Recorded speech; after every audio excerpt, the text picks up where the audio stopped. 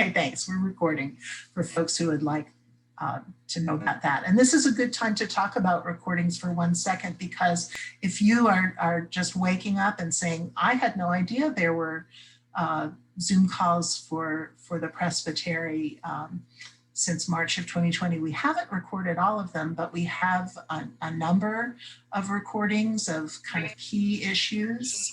This whole thing was begun in response to the pandemic and for an opportunity for us to gather when it was not so safe for us to gather, to share ideas and resources in a time that in some ways was grinding to a halt and in other ways was changing very quickly. And that whole changing very quickly piece brings us right to today. We've had a number of conversations and calls and a ton of resources on our Presbytery website. Also a great place to find COVID-related resources about returning to worship, about safety practices, about creativity and adaptivity in a time and a season like this. And one of the key places for pivoting to do something different was the area of technology. And I have sung your praises, Presbytery of Wabash Valley nationwide, about your ability to do that in creative ways that were appropriate for your setting. We are such a diverse presbytery in this way. We have some congregations that were already live streaming before there even was a pandemic. And there are some congregations in our presbytery that don't have reliable internet access or any internet access at all. And some churches that need things sent to them because they don't have email. We have churches that have 9 members and we have churches that have closer to 900. But we have a whole bunch of congregations in our presbytery who are right in the middle of that demographic, all those demographics who have done a little bit of things that have been right for them in this season of needing to be virtual, of wanting to be virtual, of thinking now about hybrid worship where some people are in person and others are worshiping with us virtually.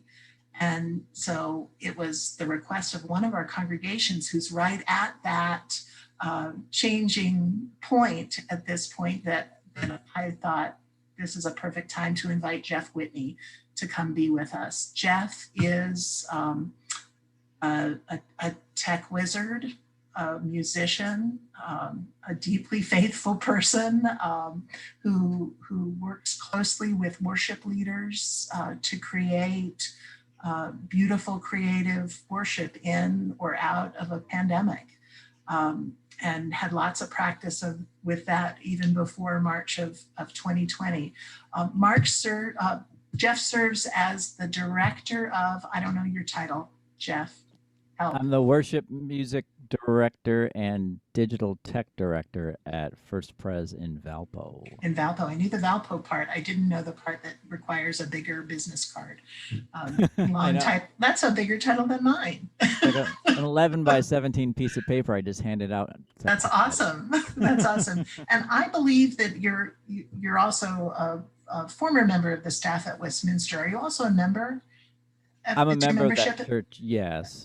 At Westminster in Munster. Mm-hmm. And so Jeff's fingerprints are all over a lot of digital worship stuff in a couple of places in our presbytery. And he's been a very good guide and consultant to me and to the presbytery as we think ourselves about how we respond in a pandemic, trying to create worshipful opportunities for people, whether they're in person or not. So I welcome you today, Jeff, and we've given you the hard task of being kind of the expert on the spot today. I did that long introduction for everybody's sake, to remind us all that we have different needs, different gifts, same Spirit who gives them, different tech needs, but the same Spirit that unites us. And so I asked Jeff today to give us some good pointers on things to be remembering as you approach technology in the service of the church, particularly related to worship, and prompted him to be ready for your questions. And he'll do the best he can because he doesn't know how to do anything else. Just be really nice to him though, because I want to continue to ask him to help us be our best too. So welcome, Jeff. We're really, really glad you're here. Thanks for accepting the invitation to come be with us. It's Thank all you yours. very much. Thanks. Good morning, everybody. How are y'all doing? Good? Right. Thumbs up. Got some waves. Cool. I recognize some of you. I know I've met some of you, and I haven't met all of you. Again, my name is Jeffrey Whitney. I'm out at First Pres doing music and tech stuff, and I was formerly at Westminster doing communications and tech stuff and some music stuff. So yeah, the pandemic kind of hit us all pretty hard as far as, how do we worship in this crazy time? And luckily Westminster had some. I was fully at Westminster at the time, at the beginning, so March, I guess a year ago, and we had some software and hardware in place for streaming, but nothing that it could, but nothing that did a really good job as far as broadcasting something of quality. Because it's my belief that, if you're, now maybe some of us are in person, so it might not be the primary, but if your primary way to reach out to your community was online, then you better produce something that looks as best as you possibly can get it, TV station quality, maybe, but as close to it as you could get. And so the gear that we had didn't quite do that we had built into the tech of the sanctuary. So we kind of went out and did some stuff through a grant that we got. And then same thing with First Pres. They had some equipment and they upgraded their stuff too to kind of raise the bar of what they were doing. And I know that some churches out there are getting by with just a phone and a Wi-Fi connection, and some of you have multiple camera systems and video switchers and whatnot. So I just want to share with you 3 things to start off with, and then I'll take questions about whatever you want to ask me about tech stuff. I'll try to do my best. And I shared this with Jennifer the other day. The 3 things that you need to remember, and I would say that they're in this order, is you have to have a good internet connection for streaming. Now, I actually did some research after I talked to Jennifer, because I said that you needed 100 megabytes per second to upload good video. And actually, I was wrong. You only need 5 or 10 megabytes per second to upload high definition video. Now, if you wanted to do 4K video, you probably want to go faster. However, you would want to have as much of a upload bandwidth, which is different than your download. Okay, so usually like for instance, here at my house, I have the Xfinity package that gives you like 1,000 gigabytes download, right? So a terabyte download, but it the upload's only like 60 megabytes, so it's a lot of a little bit different. Actually, no, gigabyte download. I'm sorry, I misspoke. Gigabyte download, 60 megabytes upload. So there's a big discrepancy.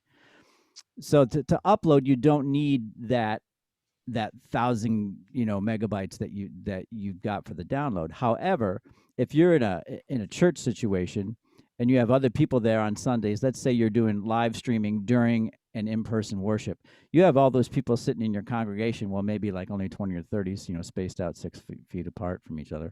But you have those people that have their devices in their pockets that somehow probably hooked up to your internet connection because they've done it before, so they automatically connect.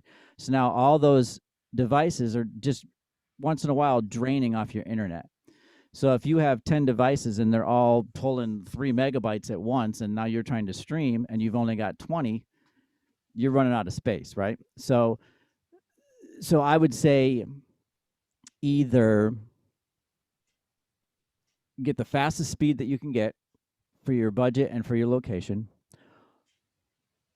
and or set up a separate network with just a router that you get at Best Buy, nothing fancy, that only your computer or devices that stream have access to. And then that way, no one's phone, no one's iPad, no one's anything else can get on it. That also helps if you are, let's say you have it hooked up to a computer. If you have a pastor like, Pastor Quincy in Westminster, what he would do is sometimes he would control like PowerPoint type presentations with his iPad or with his phone. Well, the problem we were having is everybody was on the internet. And so he wasn't getting a clean signal. So we set up a separate network that only he had the password to and I had the password to in the sanctuary. So that way the devices that we used to do what we needed to do had a clean connection. So the number one thing to think about is you need to have that good, clean internet connection. And again, you only need like 10 megabytes per second download, but if you've got other people there, you want to have like 20, 30, 40 megabytes upload. Okay. The second thing you want to think about is, yes, you're shooting video and you're recording video and you're broadcasting video, but the audio is more important. And here's why. Because if the picture goes out, you can still hear the message that you're trying to convey still gets out there. If your audio goes out, right? You don't know what I'm saying. So the audio is more important than the video. Now you get a video production guy, they'll probably say, no, you're going to have good audio. The audio is more important. So how to get the cleanest audio to whatever you're streaming, there's a lot of different ways. And I can answer questions because there's the easy way, and then there's a more complicated way, and then there's a really complicated way. So it goes down to just having a good mic on your iPhone, to having running an auxiliary send from your mixing board through a digital audio interface into your computer. So there's a couple different ways you can approach it, but however you do it, really focus on getting that audio nice and clean. You don't work the show like this for the talker, but you don't want it to sound like this either, So getting that balance, and you probably have to play with it. Whether it's a mic that you wear on your face, like I call those the Madonna mics, because Madonna, would sing and dance with those all the time. Or if it's a mic like this that you approach and speak up to, audio is key. Then you've got your video. And the important part about video is a couple things. Lighting. You want to have good lighting, because even with an okay camera, if you have good lighting, nice and bright, that will be a way better picture than if you don't light it as well. And also, doing what you can do to eliminate shadows by crisscrossing lighting, having a light. If I was lighting myself, I'd have a light from over here and a light from over here, and then it crisscrosses and eliminates the shadows. If you have just one light coming right at me, I'd get a shadow from my glasses, a shadow from my nose coming down on my face, a shadow behind me if I was against a wall or something like that. So lighting is very important. Camera positioning is very important. I know a lot of churches have cameras mounted on the front of their balconies. And then when you zoom in on the pulpit or on the communion table area, you're kind of looking down instead of looking straight ahead. So you get a little different perspective. So things look a little different. So that just might be how it is, and that's fine too. But just keep in mind that camera placement is key. If you can get a camera that's even with your subject so that they're not looking up at the camera or looking down at the camera, that would be the best look and the best way to connect with people online. Like right now, my camera right here, I'm using my phone as my camera hooked into my computer, and my camera is even with my eyes so that I can look straight at you. Now, if it was like, that or like that, it looks kind of goofy, right? So, of course, now I messed it up, but... So in order of importance, internet speed, audio, video. Now there's a bunch of different approaches you can take to getting all those things, a bunch of different budget considerations that come into play. Lots of different gear, lots of stuff coming out now because we're not the only ones in this boat. Everybody is. So for a long time, I also have a very, very part-time job working at Guitar Center. and we sell a lot of that home recording and home broadcast type stuff for podcasting and all that. And it's so hard to keep that in stock. As soon as something hits the shelf, it goes. So if you're trying to buy gear or trying to get a piece of equipment or something, you might have to wait a little bit, because the demand is so high and the manufacturing isn't happening as fast as usual, because those companies have restrictions too. So if anybody has any questions or about what I've done or their own system or what they've done, I'd be happy to take questions now. If you want me to go wax on philosophically about some other topic regarding this type of stuff, I can do that too. Okay, I'm watching for hands. Karen Wellington has a question. Hi, Karen. Hi, good morning, Jeffrey. I have both a question and a comment. Okay. My first comment refers to what you said earlier about video and camera. And as an optometrist wife, if you're wearing glasses, I would highly recommend that you make sure that you have anti-reflective coating on your glasses. Really cuts down on the glare. So that's my one piece of advice. And my question is that our soundboard, I help in the sound booth, although I am not techie at all. I've been having to use the Pro Presenter program to input all the bulletin information to project it. Cool. Which is stressful and nerve-wracking. And I prayed on Sunday morning that God would grace me with his presence so that everything that I stuck in the system actually still worked. But anyway, all that to say, our soundboard area booth looks like a disaster, cables everywhere, piecemeal together. Is there something that you recommend, or some company or some person that we could reach out to that could come and kind of give us a look over and see how we've all put it together, just to make sure that then we can take other steps forward? That's my question. There's actually a company in Northwest Indiana that I've worked with at Westminster, and they're called Try Electronics. And I have the website right here because I knew someone was going to ask a question where this would be the answer. The website is try-electronics.com.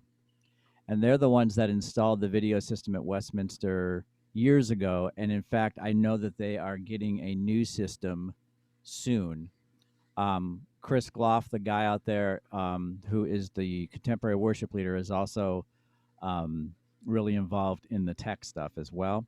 He's the television and media teacher at Crown Point High School, and they just got one of these systems that we're getting at Westminster at Crown Point. So it's like a multi-camera with a switcher and all that type of crazy stuff. But Try Electronics will do anything, I believe, from basic small setups to big, huge multi-camera things. But I would definitely, for a local company, that's who I would check into for sure.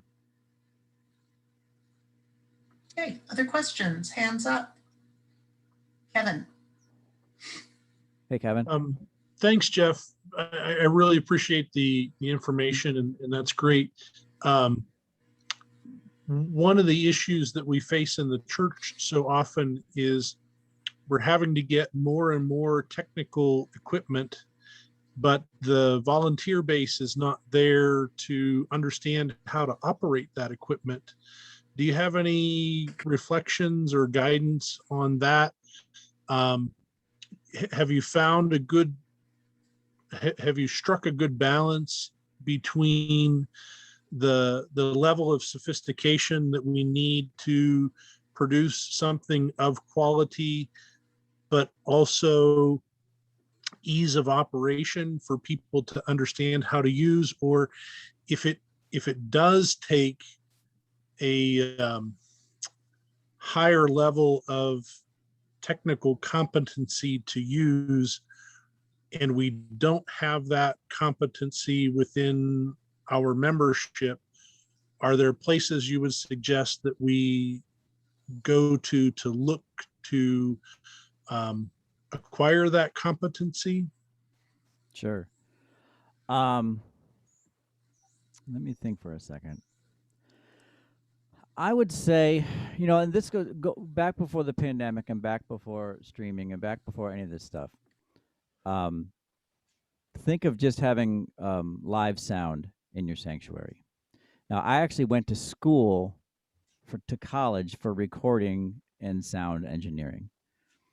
So I got, 4 years of really good training and all that type of stuff. So any church I served at, I was able to kind of jump in and share the knowledge that I had gained, right? But not every church is going to have somebody that went to school for sound engineering, right? And sound engineering is not, it depends on a lot of things. It depends on technical understanding of how things are working. Now, I don't know like all the individual frequencies, and like some guys will hear a frequency and go, oh, that's 680. I got to ring it out. Or I'm not like that. I'm more of the practical usage guy, and I approach it more from a musician standpoint. So balancing and how you hear, right? So I believe that churches have been asking volunteers to do the job of a professional for years with sound engineering, right? Now, that's the type of thing where the more you do it, and the more, like if you have 2 or 3 volunteers and they're able to share what they've learned and what their observations are, I think you can get by with a team like that. Nowadays there's so many great videos on YouTube about all this type of stuff.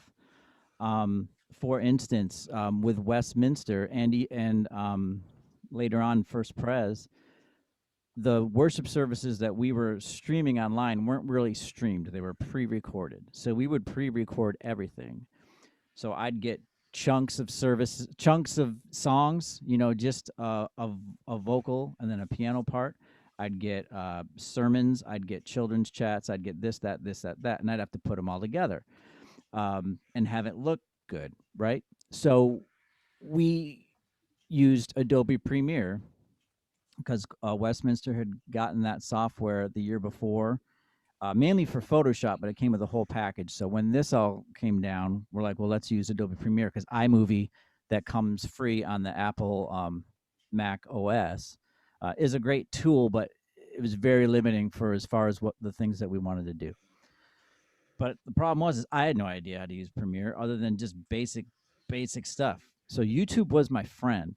So anytime I'm like, how do I make a clip slide in? I would type in, how do I make a clip slide in Premiere?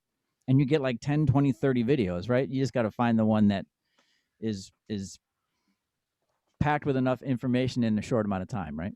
So I would say there's tons of good YouTube videos out there for this type of thing, as far as if you get a piece of gear and you're not sure how to use it, or you get a piece of software and you're not sure how to use it. As far as, I don't know. I think this Tri Electronics company, they would provide some training if you bought a piece of equipment from them. You know what I'm saying? They would show you how to use it and kind of walk alongside you with that. I don't know if they provide training otherwise. Maybe reaching out to, like I said, Chris Gloff is the media teacher at the high school, so he knows some stuff. How many congregations out there just have computer geeks, and which I can say that because I am one, and media guys or gals, or people out there that just know this stuff, that they could just kind of pick as a resource. Maybe they haven't been identified, but you've heard them, that they're the IT manager at their work, or maybe they could help you with some of the infrastructure of the system, or wiring the system, or any of that type of stuff. So I'd say that some of the congregations have those people out there. Maybe they just haven't come forward or think that they know the stuff that they know. And then a lot of stuff is trial by error. I hate to say that, but it really is, especially with the video stuff. Like Jennifer said, I had done the video stuff before, but not, sorry, I used the word stuff. I should use something that sounds more intelligent, but you know what I mean. I've been doing video and audio in the churches for years, but not to this degree. So I had to give myself a crash course because it had been years since I had done like television production in college. So long story short, YouTube is your friend. and reach out to anybody that has any type of interest in computers or IT or sound, audio. Your rock and roll musician in your congregation who has a garage band probably has a sound system in his garage that he knows how to use. That could be a resource. Any photographers out there? Like I know Quincy for Westminster's services that we did online. He was using the DLSR camera as a video camera. It wasn't even a video camera. And I don't know how to use that camera. It kind of scares me. It's very expensive and has lots of buttons on it that I don't know what they do. But man, the picture that he could get out of that camera was amazing. So how many people out there have those cameras that are hobbyists, you know? So I hope that answers your question. Jeff, that's a good question. I think I would, and a good answer. I think I would encourage people, as I would for almost any volunteer service in the life of the church, is to find ways to build your leadership, your team as deep as you possibly can, recognizing that one person is better than none, but two would be better than one for all the obvious reasons, as well as the net knowledge and expertise and the extra sets of eyes and ears that are on things. Right. Makes a lot of sense. Another thing to think of too, and it kind of sounds like a joke, but it's a true story. If you want a drummer in your church, buy a really nice drum set and set it up, and just leave it there. And eventually, that drummer who's out there is going to go, "Hey, what are you guys doing with that drum set?" Well, we got this drum set, but nobody to play it. Do you know anybody who plays? I play. Really? Okay. That actually happened to a church. I know. So there's that. Get a decent camera and just set it up so everybody can see it when you walk in. What's up with that camera? We've got this video camera. We can't figure out how to use it. Oh, maybe I could try a crack at it, you know? So you never know. That's very interesting. I think that the challenge of the right people and the challenge of the resources themselves are two of the biggest hurdles for churches, I think, you know. Right. We want to say a couple of things at the close about places to get those resources. The people are probably a greater challenge. I can point you to grants that are available for tech.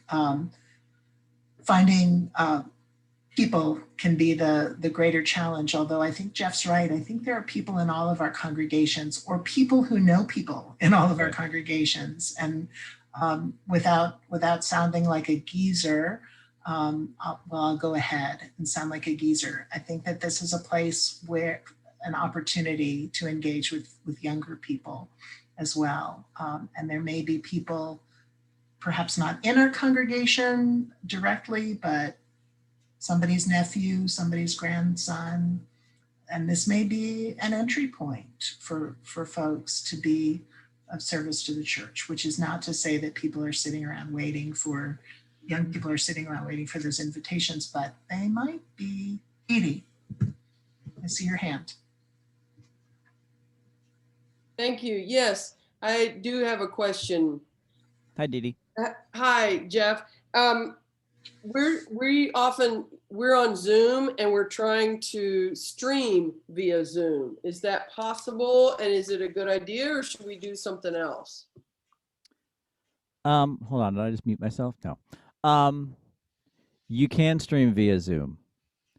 I have not done it personally. Like, I haven't been in control of the broadcast, but I know with First Pres for our Lenten services, we held them via Zoom, but they were also streamed live to our Facebook page. And there's, I was talking to Ken Cruz, who's the director of education out there, and he kind of, out of necessity, got pulled into all this tech geek stuff too. So he had the account, the Zoom account for the church on his laptop, so he kind of handled all that. But I had him explain it to me. So roughly, I think you make sure you have the latest version of Zoom, and then you can sync it up with your Facebook account. And I think it might do YouTube also, but I'm not 100% sure, so don't quote me on that, You sync it up with your Facebook account, I think, by giving it access, login, password, that type of thing. And then you're able, there's like a button on there that's like stream to Facebook, and you just click that and it just goes. And I think there's a way that if you're the person that's in control of that Zoom meeting, you can make it so like just a certain person's screen shows up on the stream, so it's not like we're not seeing like this calendar view or this gallery view. You would see, if you're at a church service, let's say, and you want just the pastor up there because they're giving their sermon and not the whole gallery, you could make it just do that. So you can do that. I haven't personally done that, but I've seen it done. And also, when you're on your Zoom meeting, then it shows up in the upper right-hand corner where it says recording. I think on the other side, or it might be the same side, it's been a while, it says live on Facebook, and it's got like the Facebook logo. So when you're on the Zoom meeting that it's live on Facebook as well. So it can only be done then from the computer that is the host then for Facebook, for Zoom. That's my understanding, yes. So then that person would then do the streaming to Facebook. Correct. Okay. If anyone else wants to put something up on the screen for all the Zoom meeting, and then would they still be able? I mean, you can allow anybody to share. So I suppose even if you put that up there, because we want to Zoom and live stream, but then we want to be able to do the Will's emphasis video. So Jennifer, you should be smiling, see that, we're doing lots of Presbyterian stuff here. Anyway, we want to have that. And but I do that on my computer up at the pulpit, whereas the computer that's streaming is in the balcony, way in the back. Sure. I would say that computer that's streaming, that's running the meeting, if they give you permission to share your screen, you can then share the video. We were doing that with First Pres too. I did music right here from my basement a couple times live, and it came out okay, not as good as I want, but I'm a perfectionist as far as like the audio quality. But a lot of the music we used for those services was pre-recorded, and I know he was just pulling up the videos and streaming them, with a share screen type of function. Thank you. Sure. Okay, let's see hands for next questions. So far, you have not stumped Jeff. Let's see. Cindy and Daniel. But you need to unmute yourself. Cindy, you're muted.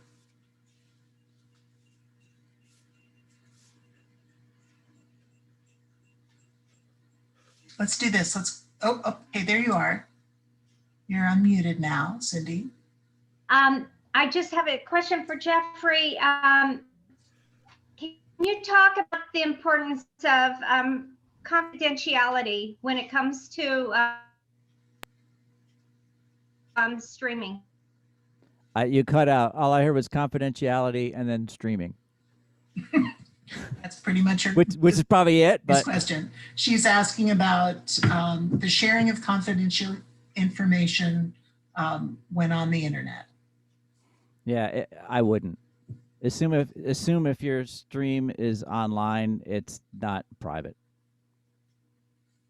Even if it's on a private Facebook group, I would still assume that it's out there. Sorry, I didn't hear it.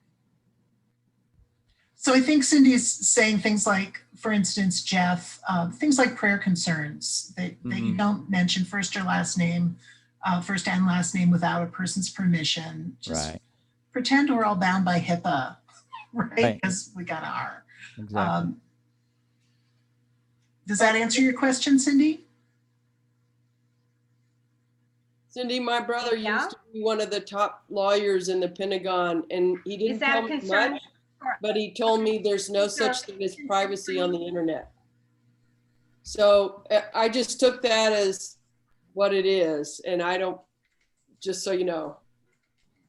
Yeah, and a lot of churches work around that for prayer concerns and things like that, assuming Cindy and I have talked about this previously, and I'm assuming that's the genesis of the question for Jeff. The workaround for a lot of churches is to send information privately to church members, a prayer list, again, always with people's permission. You don't put somebody's name on a prayer list without asking them. You don't put their name on a bulletin board without asking them, right? You don't use them as a sermon illustration, first and last name, without their permission, right, Cindy? Right. Yeah. And particularly so, as Dee Dee and Jeff have said, that particularly so not on the internet. Okay. I think Daniel's next, and then we'll go to the Brave group in Schererville after that. Daniel. Okay. Hey, Jeff. Hey, Thanks Daniel. for sharing with us. Yeah, I agree with you about the audio is the biggest part. We've been doing our live streaming this last year through the using my iPhone, basic iPhone with the external microphone. Do it. The only problem that is when the a phone is updating, software issue is updated. Sometimes the external microphone doesn't pick it up, something like that. So we started thinking about maybe starting setting up more live streaming with using our current sound equipment, a soundboard, through the maybe getting a laptop or desktop, and then finding some kind of camera that is like a PTZ kind of type of camera. I'm not sure, but I got the people together, but the problem is we have no idea what kind of what kind of be ideal, and the devices, including the auxiliary cable, those kind of stuff. Do you have any kind of a list you can come up with for the starting point of the live streaming for the a church like us? Sure. Let me preface it by saying my expertise is in audio production. So like you said, PTZ camera, and I'll be honest with you, I don't know what that is. So there's your stump right there. And like I said, Quincy's DLSR camera, if I'm even saying that right, I looked at it and got nervous. So, but we were using a Sony regular kind of video camera. That's like the modern day upgrade of the big old handy cam that you used to carry around on your shoulder. Yeah. Those work great. But for really good ones, those are like $2,000, for the good HD camera. So what I would do, you're already using your phone as a camera, right? Yeah. Okay. So let's just say you could still use the phone for the camera. Like I'm using my phone for this right now, right. But I'm not broadcasting it from my phone. I've got it hooked up with this wire here to my laptop, running through a piece of software called Camo Studio. And Camo Studio is this piece of software that it's I think it's $5 a month to subscribe to it, or $40 or $50 a year or something. I can't remember the fees, but it's a pretty modest fee. And so I have my phone. There's a free app you download on your phone, and then you get the Camo Studio Pro from their website. And you can do a lot of this stuff for free. I just decided to pay for it because I didn't want the Camo logo in the corner, and I wanted more controls. So right now I've got it set up on the portrait mode. So if you see, you probably can't tell, but if you can see, my background's getting blurrier and clearer. So you can control things like that. I can control the color of everything that I do. I could change the color so I look like I'm, that's called Lemononia. And then I got Synthwave 80, and there's a whole bunch of presets on here. But you can just adjust your color, if you just want to make it look more natural, whatever. You don't have to be goofy with it. And then there's brightness and everything. And so that's just a piece of software that then you go to Zoom. Let's say you're using Zoom. You select Camo. Reincubate is the company. Reincubate Camo as your camera source. And now whatever goes into this software is going on Zoom. You can also do that with live streaming. A piece of software that is a lifesaver is it's called OBS, which stands for Open Source Broadcast, open something broadcast source or something. We could say it stands for something. That's kind of fun. But so OBS is this piece of software that allows you to stream online, and you can stream to Facebook, or you can stream to YouTube, or you can stream to Twitch, or you can stream to a whole number of sites. But you can only do one at a time. So it's not like you can't do YouTube and Facebook at the same time unless you use two computers, kind of like roped together, which I did once, and I wouldn't recommend it. But OBS lets you customize what your screen looks like.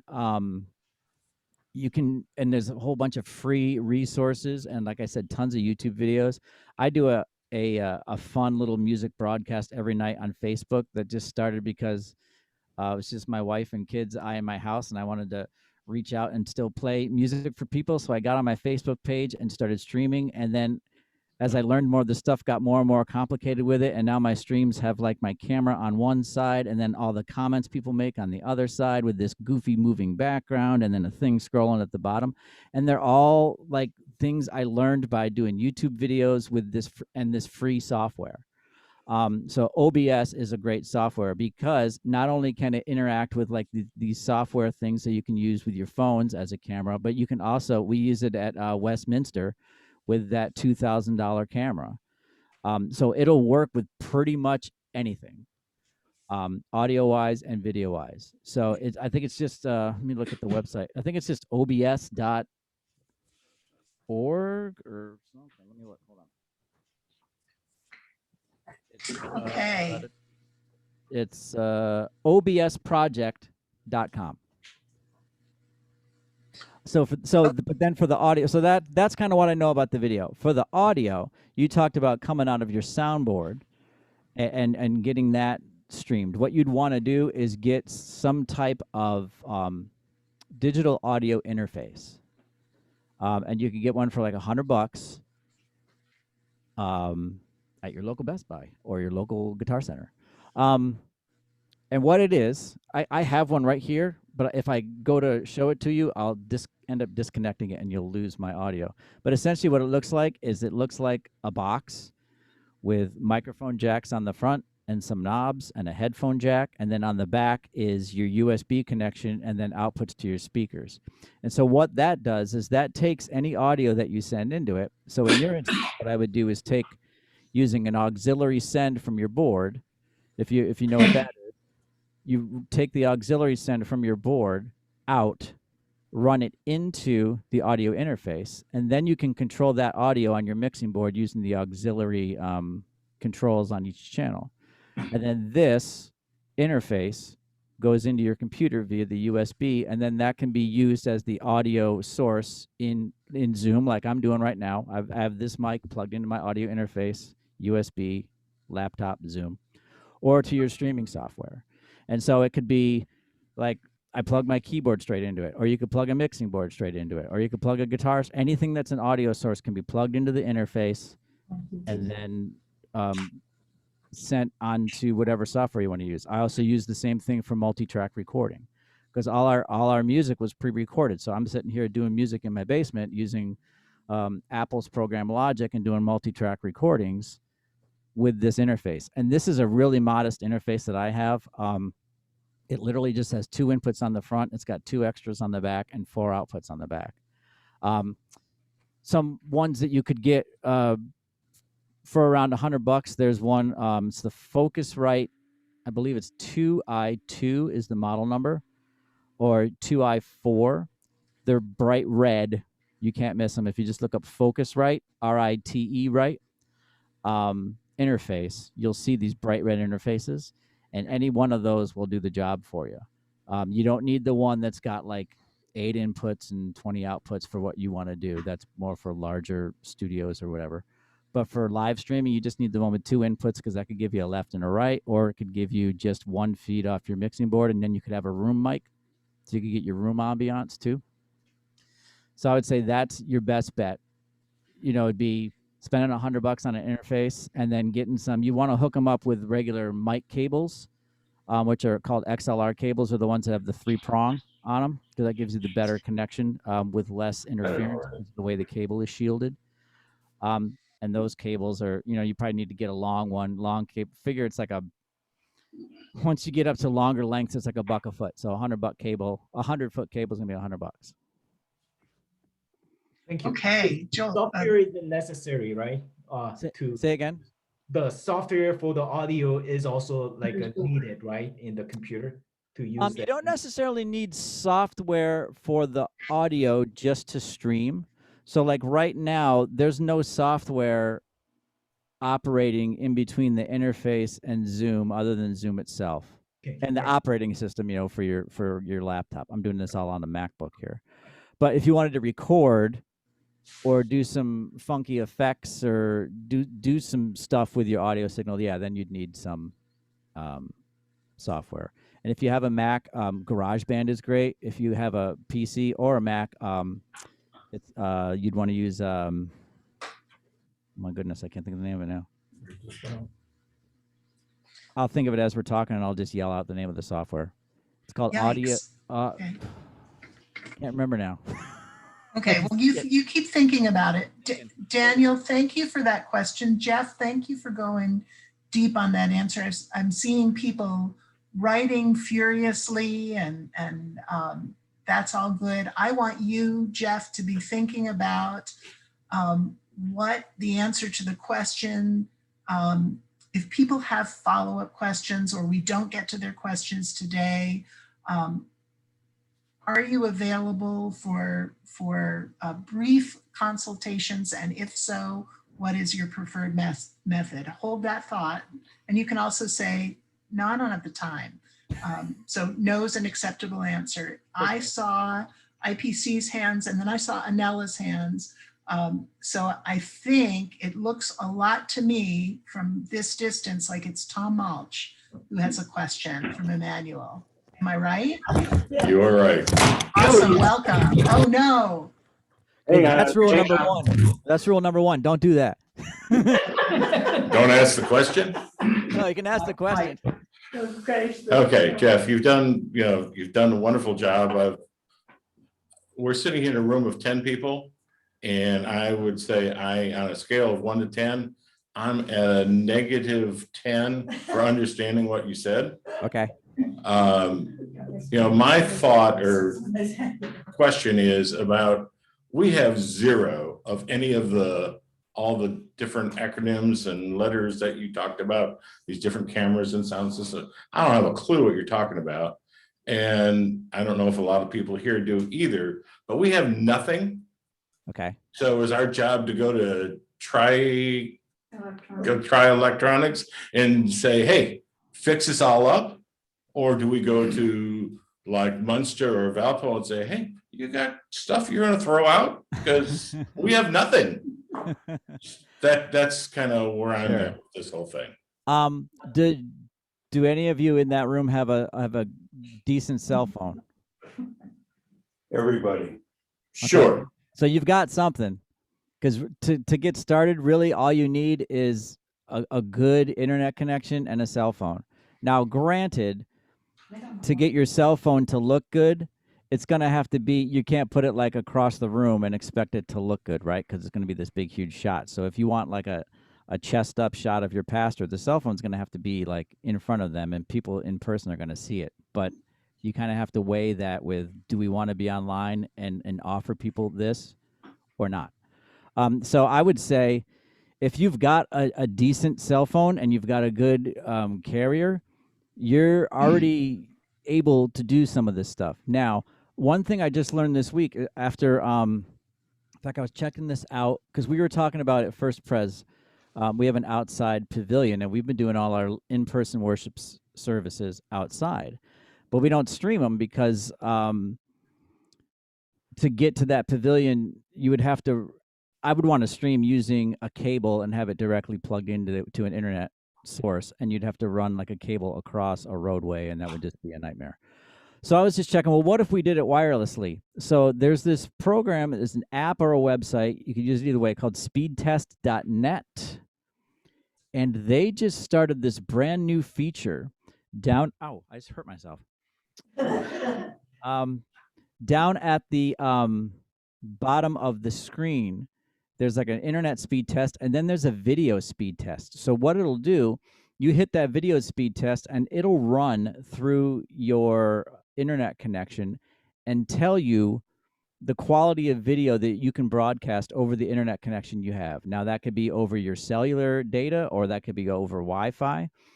And it'll tell you I can broadcast in HD, or you can only broadcast in 480p, which is like the quality of like a VHS tape, but still better than nothing, right? So with a phone, you can do a lot of that stuff. Now, am I saying just go to Try Electronics and say, hook us up? I think you'd want to do some research first before you just put yourself in the hands of anybody. Just see what's out there, see what other churches are doing, see what other churches have failed at and what they've succeeded with, and go from there. Then you'd have at least a baseline to start with when you talk to some type of equipment provider or store or whatever you do, just so you know you're getting what you need and not too much. You know what I'm saying? Like my thing for working at Guitar Center, I work with churches all the time, mostly on their audio systems, and they'll come in and, what do I need? What do I need? Well, I'll tell you what you need, and I'm not going to sell you all this extra stuff that you don't need. Now, down the line, you want to add it because you grow or you have a larger budget or whatever. Yes, but here's what you need to start. And so you want to find a company that will go that. And I'm not saying, I haven't worked directly with Try Electronics, so I'm not saying anything bad about them at all. But you just want to have have done some research of just what's out there and how much stuff costs before you put yourself at the mercy of a company that's going to sell you stuff and install it. That's helpful, Jeff. I think it's also helpful to say to all of you that if you're looking for examples of, the whole spectrum of an iPhone and a cable hookup to a laptop or a sound system or something, a lot more sophisticated, just shoot me an email and I can put you in touch with a church that is comparable to what you're looking to do. Whether you're just getting started or you're stepping up your game, we can put you in touch with folks and friends. That's your per capita at work. So Anela, you're next. Jeff Whitney, we have 6 minutes left, so pace yourself with your answer, and maybe we'll even get one more question in. Anela. Okay, here I come. No, next question. Oh, wait, sorry. Speaking non-technically. Okay. As a representative of the hearing impaired community, I say, keep up the good work. Try it. It helps so much. I can hear on the internet what I cannot hear in person. Second, it helps if your microphone is not in front of your mouth, Jeff, because I read lips. The problem is this type of microphone is called a dynamic microphone, and it works best when it's right in front of your mouth. That's just how it works. Yes. I guess I could do this. Yes. But then you might not be able to hear me as well. Third, broadcasting on YouTube will generate closed captions. So if you're automatically generate closed captions, which is an advantage over Facebook. That's it. Cool. I didn't realize that. That's cool. And that OBS software I mentioned, that you can use that to broadcast on YouTube as well. However, one thing I learned about broadcasting on YouTube is you could use a computer or a laptop and broadcast on YouTube, on your church's YouTube page that has like 50 subscribers, let's say, and you're all good. You try to do that with a phone or an iPad via Wi-Fi. Nope.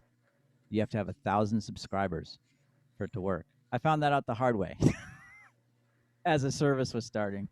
Like, no. Note the chat too that Jane's Jane Anabe has shared that she believes Facebook is just coming out with updates, moving toward captioning as well. Cool. I think there are some captions Actually- available.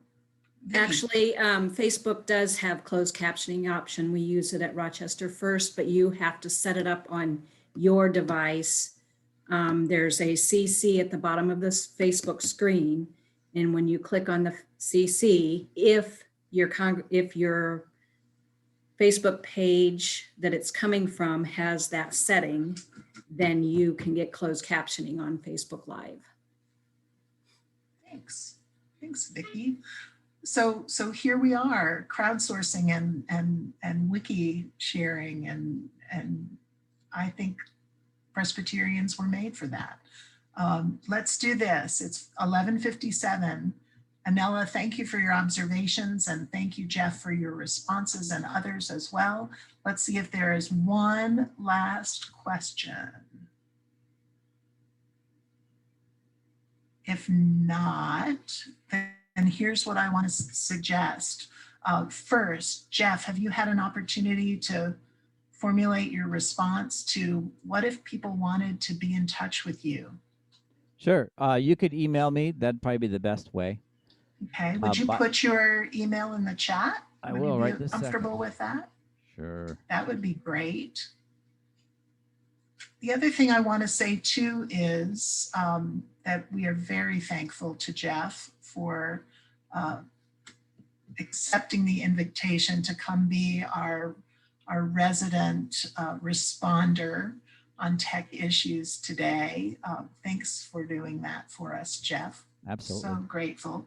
If you are, you've just heard about a $2,000 camera that you just have to have, or you need those cables to hook up your iPhone, or you need a tripod. The Presbytery of Wabash Valley, you've heard of them, is offering seed grants for technology. We probably can't do over your whole entire system. We gave away some money right at the beginning of the pandemic to churches who had nothing, who were not doing anything with technology, hoping that we could help people get one foot in the door for sharing worship virtually and electronic giving.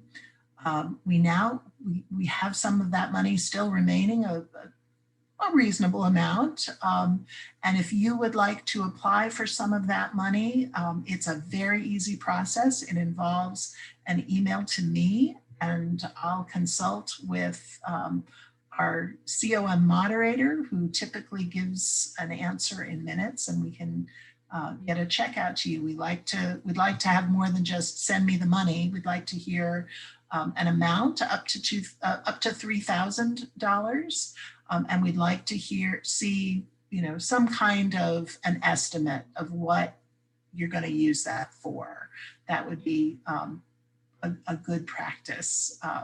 So a little bit of what and why, and we can respond. I can also put you in touch with other granting sources, including the Foundation, the organization that is geared entirely toward ministry to and with older adults in Indiana Presbyterian churches. And look, that's you. And so the kinds of things that Anela was talking about are true of audio. They're also true of video, whether you're in your sanctuary or not. The process for applying for SMOC Foundation grants for technology or anything else that benefits older adults is on the Presbytery's website, which you probably already know and have memorized is www.ourpresbytery, like yours and mine.org. My email address is jennifer@ourpresbytery.org for those seed grants for technology. And if you have any, if you've already gotten those grants and you want something else or need something else, shoot me an email, shoot Jeff Whitney an email, and let us know how we can help you, because frankly, it's not exactly why Jeff is here, but it's why the Presbytery is here. And we've just wrapped our arms around Jeff Whitney and said he's part of the Presbytery too, because he already was even before today. So thank you very much, Jeff Whitney. Look, we're all applauding. We're doing we're doing our little golf claps on Zoom. And we're grateful for you sharing an hour of your time and your willingness to consult a little bit with other folks. Please take good care of those nice people at Emmanuel and Cherville if they contact you. I have a very warm spot in my heart for them and the other 70 plus congregations in the Presbytery too, but shout out to Emmanuel. Let's do this, friends. No Zoom call for Lunch, Learn, and Listen next week, because we have a 10-car pileup of Zoom calls because of COM and CPM next Thursday. But we'll be back the following week. God Calls has the May schedule of events and topics for these calls. And some of the people who are on this call today are our featured presenters next month and into June. So we've got lots of cool stuff in store. I thank God for all of you and would love to close us with a quick prayer. Let's pray. God, we thank you for the ways in which you connect us and the ways in which you inspire us to be awakened and enlivened and enhanced in order to bear new fruit for the Spirit, in the name and for the sake of your Son, Jesus Christ, in whose name we pray. Amen. Thanks everybody for being here. Jeff, thanks again. Take good care, everybody. God bless.